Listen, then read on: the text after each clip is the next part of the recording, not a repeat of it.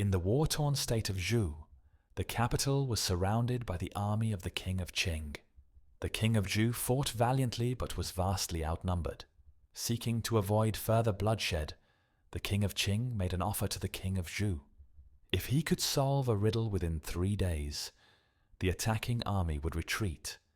However, if the riddle went unsolved by the end of the 3rd day, the King of Zhu would have to surrender, and his men's lives would be spared. In a desperate bid to save his people, the King of Zhu agreed. The next day, he received a box containing 3 golden monkeys. His task was to identify the most valuable monkey among them.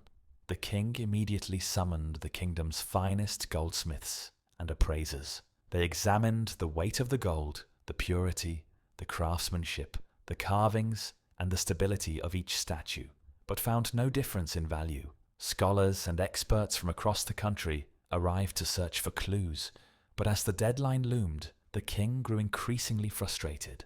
By the 3rd day, all the scholars had given up, unable to determine which statue held the greatest worth.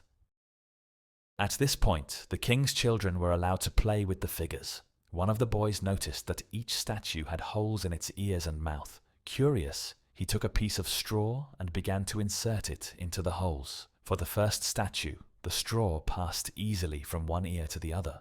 For the second statue, the straw moved from the ear to the mouth. But for the 3rd statue, the straw became stuck inside the ear and wouldn't come out. In that moment, the king realized which statue was the most valuable. Confidently, he presented the last monkey to the King of Qing. Surprised, the King of Qing asked him to explain his reasoning. The King of Zhu calmly replied, "The first monkey, with the straw passing from ear to ear, represents someone who hears something but forgets just as quickly. It is empty of wisdom.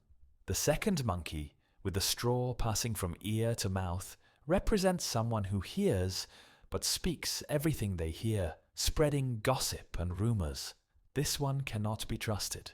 But the 3rd monkey, with the straw stuck in its ear, is the one that listens carefully and keeps its knowledge within. It values wisdom and holds it close." The King of Qing was deeply moved by this explanation.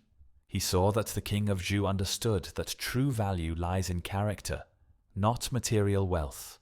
Honoring his promise, the King of Qing ordered his troops to retreat and offered an alliance, pledging never to invade the kingdom of Zhu again during his lifetime. Dear friends, we are all made of the same flesh and blood. It is not our color or background that defines us, but the strength of our character that shapes the impact we leave on this world.